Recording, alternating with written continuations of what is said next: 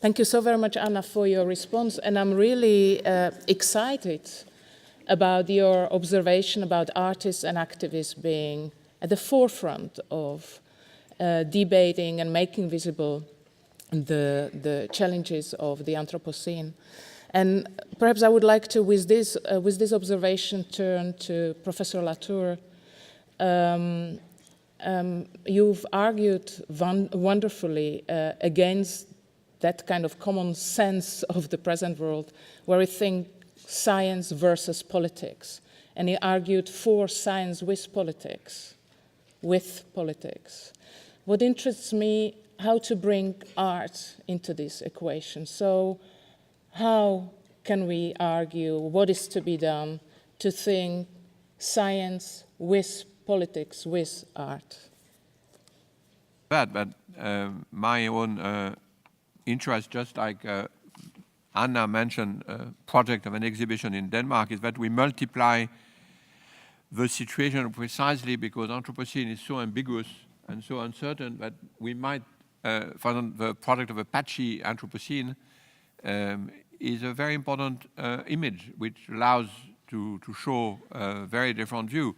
I did an exhibition of the Anthropocene in a Anthropocene monument, it was called, in Toulouse with a guy called Bronislaw Srezinski, trying to follow the sort of lead that the scientist, geologist, another Polish name, Jan Zalasiewicz, had proposed, which is where, if we are in the Anthropocene, where is what they call in science the golden spike, where you put the sort of limit to start the beginning of a geological era. And it was very, very productive with the artists, but what surprised me most was that the scientists were amazed that so many artists took seriously their science and were interested in the same topic. So to answer your question, there are, for me, two aesthetics. The aesthetics of science and the aesthetic of art is basically how to make ourselves sensitive to a situation. And you can make yourself sensitive through technology, instrument, and all of these tools which the scientists have developed. But even that is not enough, because then you have to make sensitive to result of those data. And for that, we have no equipment. We have no mental equipment. We have mental equipment for landscape. This is invented here. We have mental equipment to look at things from outside. We have mental equipment for object-subject relation. But to talk about patchy Anthropocene and of the many connections, for example, that Anna described in her book, we have no equipment. So we need to have that association, I think. The next question will be asked by Dr. Rick Dolphine, whom I'm inviting to take the stand. Rick Dolphine is a research fellow at the Institute, at the Research Center for the Humanities, and at the back, and is a lecturer in our new media program, and very much a very well-read figure in French continental philosophy. Rick, not all 27 questions, just one. I'll stick to one. Thank you very much for this opportunity and for this wonderful lecture, of course, and the great comments. My comment or question would concern something which is already discussed here, which is the position of art. I think that we should be very happy with the artists who have addressed such important issues, and I think that we should, as a university, and especially within the sciences and the humanities, we have to put these issues on our programs, on our teaching programs, because this is what the 21st century is about. Now, my question concerns has to deal with an exhibition that is going on at this moment in Rotterdam. It's called Plastic. And at this exhibition, there is a piece of plastiglomerate. It's being exhibited there. Now, you probably don't all know what plastiglomerate is all about, because it's a new piece of rock or sedimentary stuff. It's newly discovered in 2014 at Camilo Beach in Hawaii by Dr. Patricia Corcoran from the University of Western Ontario in Canada. And as the name already tells us, plastiglomerate is a rock that contains plastic inclusions and and other forms of debris, such as pieces of rope, pieces of glass, whatever you can find in the ocean these days. Following your arguments, and I was particularly impressed by the list of delegations at this upcoming Paris conference, I was interested in perhaps naming a chairperson, and I would think that Plastiglomerate would be a very interesting chairperson for this conference. And why? Because Plastiglomerate is a very nice example of what the Anthropocene is about, meaning that this is the world that we live in, and this is the world that will this is the stuff that will take over. I mean, there are many geologists now very much interested in plastic agglomerates, saying that these will form the new rock strata that will populate our Earth in, say, 100 years. I mean, there's enough plastic in the oceans to build some serious rocks out of it. So it would be interesting to see what Plastiglomerate as a representative of the Anthropocene would do as a chairperson. So that's kind of a question or a comment. Do you want to go first and then Anna, or do you want to start? Well, actually, the chairperson does exist, and it's Jan Zalasiewicz himself. Because it's in the list of 25 features which would allow to detect the Anthropocene for the stratigraphy point of view, as you nicely said. These completely new rock are very easy to detect because they are insert of chemical which have never been before. So it's an ideal principle for the stratigraphy golden spike, as they say. And Jan has written this absolutely sensational book called The World in a Pebble, which I see very much actually in resonance with Anna's own book, because it's this sort of book by either people coming from anthropology talking about mushroom or a scientist talking about rocks, which give agency to non-human in a way which is completely new. So I think he would have no difficulty talking about those very artificial rocks.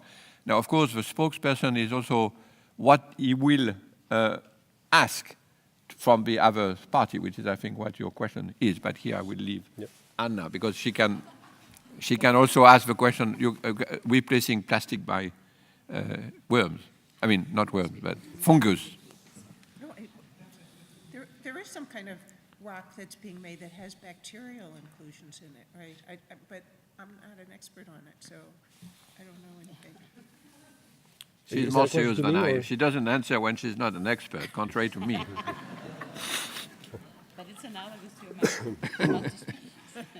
But the question is, one of the great things of the Anthropocene is always criticized on the anthropos side, but the great thing is to have that sort of question, which is the devenir roc, the devenir rocher, the becoming rocks of humans, is something which is really amazing. And Jan wrote another book on the world coming, it's called The World After or something like that, which is imagining archaeologists and paleontologists and stratigraphers in very many years, and they will recognize this rock that you mentioned as the telltale of something which is so strikingly different from the stones before, that in his book he says probably the paleontologist and stratigrapher of a future will decide that it's a foreign species, probably invaders from space, because it's so fast. They arrive, they destroy everything, they leave, which is amazing. So it's an incredible book where you have a stratigrapher imagining serious stratigraphy with exactly the sort of stone you mentioned, but then the only inference is that those humans could not be of this earth. And that's true, because of the apocalyptic argument which I mentioned before. They are not of this earth, they are from another earth, which is of course great things about this argument. Thank you. You want me to continue? Yeah, other questions? Well, I don't have a lot of other questions, but these are the topics that I'm very much interested in, especially because since a conference like that would be a very good opportunity to search for what you might call the revolutionary subject. Where is the change coming from? And we see a list of nation states, we see a list of other elements or matters that kind of make this earth together with us, but where is the revolutionary subject? And I think that the plastiglomerate is a very nice example of where the next steps will come from. Who will make this new Earth? It's the plastiglomerate.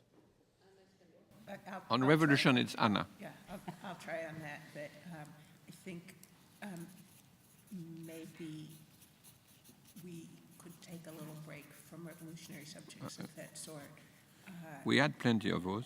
Right, and that the thing about if you're interested in livability and reversing some of the effects of de-animation that Bruno has talked about, that it's the interrelationship across kinds of subjects rather than the leading subject who is in front. And you finally touched on something where I do have something to say, that I know there's a lot of people who notice, for example, that there's a big plastic gyre out in the ocean. And they say, well, there's one little water strider that lives out there, and why shouldn't we represent that little water strider instead of looking at all the albatrosses or the other animals that have been killed by the plastic gyre? And my response to that is if we start by looking at livable landscapes rather than one water strider, we might have a better chance of thinking about what these Anthropocene ecologies are doing to our planet, and not look for the heroism of the one. Can I ask a question to Anna? I think what Anna said is very important also because, can I ask a question or are you? Because it's also one of the dividing line on the Anthropocene question, which is the divide between sort of, is it a reactionary, another naturalization, or is it not? And of course, one of the very important features of the argument, I mean, she didn't talk about mushrooms, so I have to say about something. Those mushrooms which are hunted are they learn to like destroyed landscape. And one of the most puzzling features of a new book on these beings, entity, is that it is part of being a ruins. So I'd like to know more about the ruins argument, which is in the title, and that you just mentioned again about the gyre, the plastic gyre, because living in ruins is exactly the difference between on the apocalypse or being after the apocalypse or during the apocalypse or before the apocalypse. So I want to know more about it. Well, I think living in ruins is the kind of phrase I use for the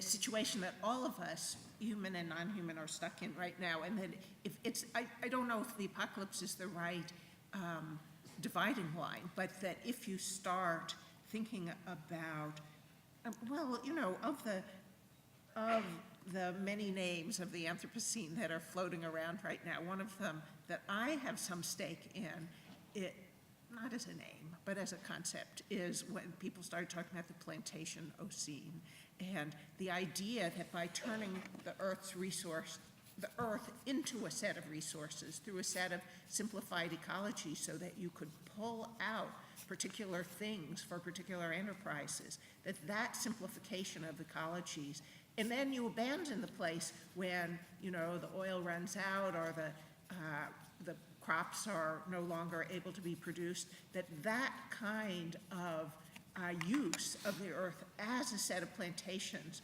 with simplified ecologies, that creates a set of ruins. So it doesn't date it in terms of apocalypse, but it does create a common condition that, back to the patchy Anthropocene, that creates possibilities for, you know, what I've been calling Holocene resurgence, as well as for really virulent kinds of contaminations and pathogens. So it goes in varied directions. But I think it does date because see, the people who have been in the apocalypse, the ruins. I mean, remember that those who are climate skeptics in America are also Republican, yes, waiting for the apocalypse for real, yes, and the state of Israel. I mean, all of that is linked, yes, for them. So it's not just a fiction of Eric Voegelin. I mean, it's actually a very part of American, yes, politics. And when you are after the apocalypse, extraction is okay.